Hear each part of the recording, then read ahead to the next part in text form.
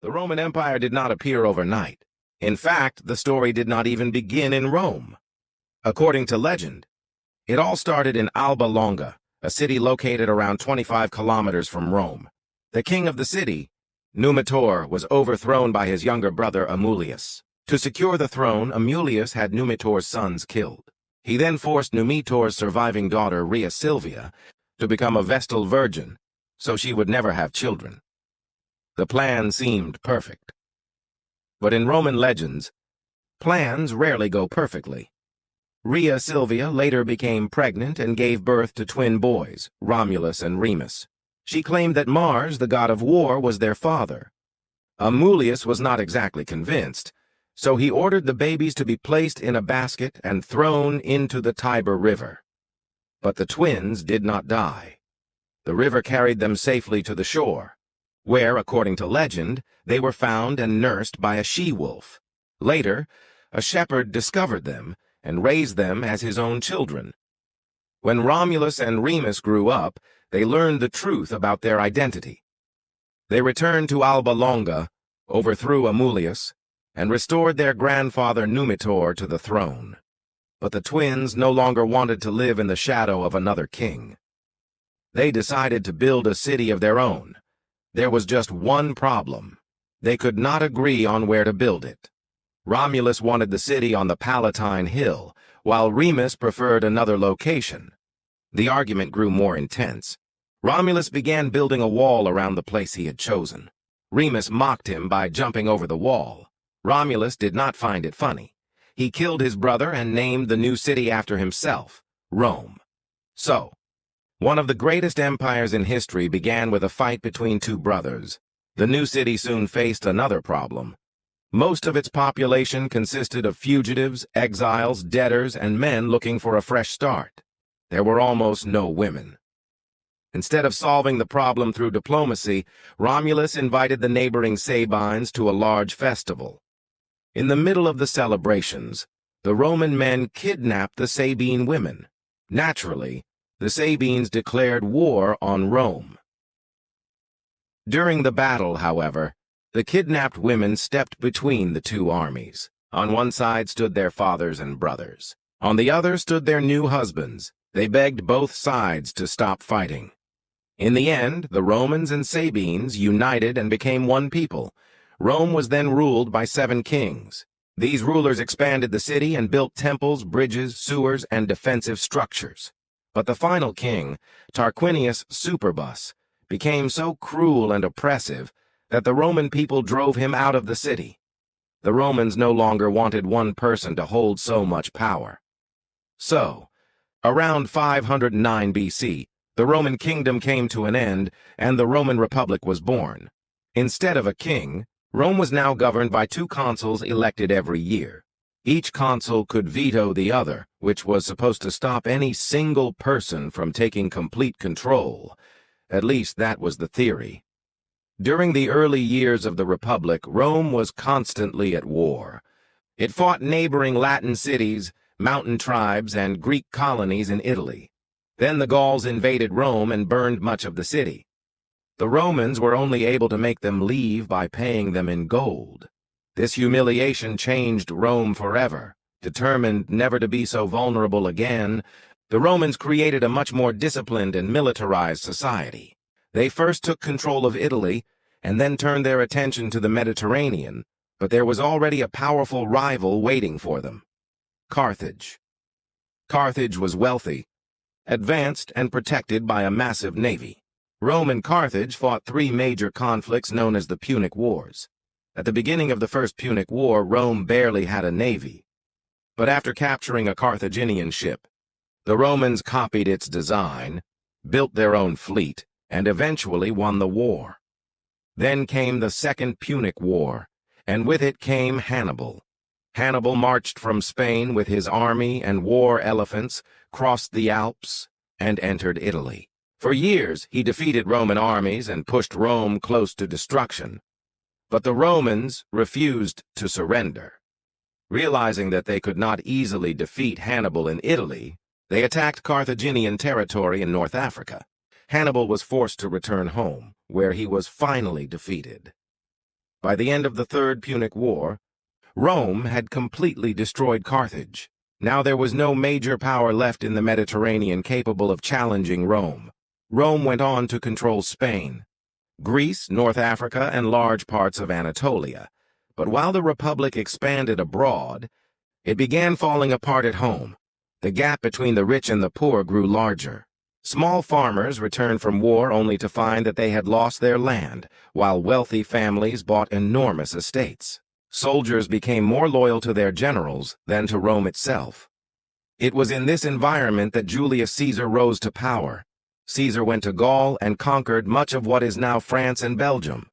His military victories made him extremely popular and powerful. The Senate became afraid of him and ordered him to leave his army behind and return to Rome alone. Caesar refused. He crossed the Rubicon River with his army, beginning a civil war. After defeating his rivals, Caesar became the most powerful man in Rome. He reformed the calendar, changed debt laws, expanded citizenship, improved grain distribution, and gave land to military veterans. Many ordinary Romans loved him, but some senators feared that Caesar intended to become a king. In 44 BC, during a Senate meeting, Caesar was stabbed 23 times and killed. The senators believed they had saved the Republic. In reality, they had only accelerated its collapse. After Caesar's death, another series of civil wars began. On one side was Caesar's close ally, Mark Antony. On the other was Caesar's adopted son and heir, Octavian. Mark Antony allied himself with Cleopatra, the Queen of Egypt. Octavian used their relationship to convince Rome that Antony had become a threat to the state. In the final war, Antony and Cleopatra were defeated. Both later took their own lives. Octavian was now the sole ruler of Rome. In 27 BC, he was given the name Augustus. The Roman Republic still existed on paper, but real power now belonged to Augustus. This was the birth of the Roman Empire. Augustus succeeded not only because he won wars, but because he understood why the Republic had failed. He knew that soldiers had to be loyal to the state, not to individual generals. So he created a professional army. Soldiers received regular pay, served for around 20 years, and were rewarded by the government rather than by ambitious commanders. Augustus also stopped provincial governors from controlling both enormous wealth and powerful armies at the same time. He built roads and forts along the empire's borders. Instead of constantly expanding, Rome began focusing on defending the territory it already controlled. Even so, not everything went according to plan. In AD 9, 3 Roman legions under General Varus were ambushed in the Teutoburg forest in Germania. The ambush was organized by Arminius, a Germanic leader who had previously served in the Roman army. He understood Roman tactics extremely well. Around 20,000 Roman soldiers were destroyed within a few days as they struggled through narrow forest paths. After this defeat, Rome abandoned its plan to fully conquer Germania and accepted the Rhine River as its frontier. When Augustus died, he left behind a stable, wealthy, and defensible empire. Over the following centuries, Roman cities filled with roads, aqueducts, public baths, markets, and courts. Trade flourished across the empire. Of course, life was not good for everyone. Slavery was widespread, inequality was severe, and many people still lived in poverty. But compared with much of the ancient world, Rome offered a certain level of order and security. The real problem was deciding who should become emperor. After Augustus came rulers such as Tiberius, Caligula, Claudius, and Nero.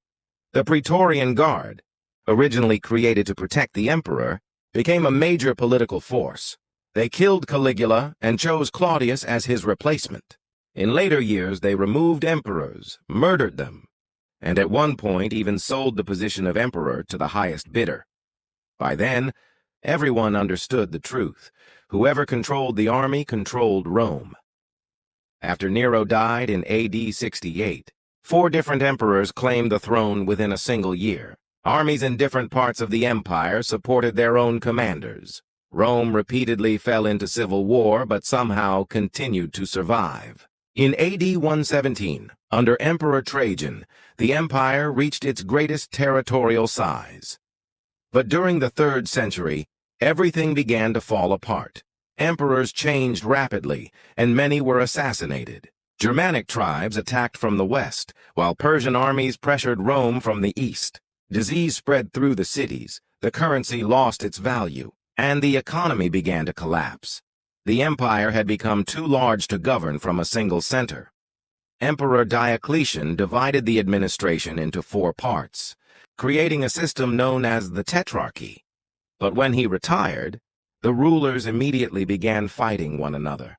Constantine eventually emerged as the winner.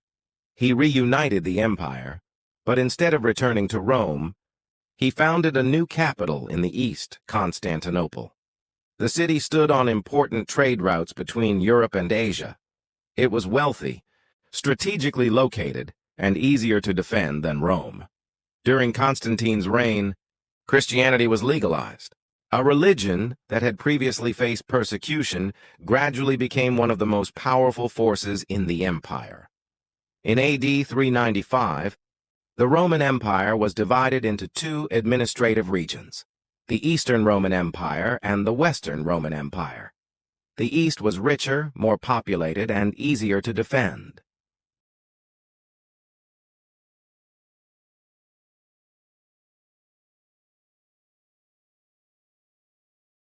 The West, however, became weaker because of economic problems, civil wars, and attacks along its borders. At the same time, the movement of the Huns into Europe pushed groups such as the Goths and Vandals toward Roman territory. Rome allowed some of these people to cross its borders. But corruption, poor management, and food shortages caused the Goths to rebel. In AD 378, a Roman army was destroyed at the Battle of Adrianople, and the emperor was killed on the battlefield. The Western Roman Empire became increasingly dependent on Germanic warriors and mercenaries to defend its borders. The Vandals captured North Africa, one of the West's most important sources of grain and tax revenue. Without taxes, Rome could not pay its soldiers. Without soldiers, it could not defend its borders.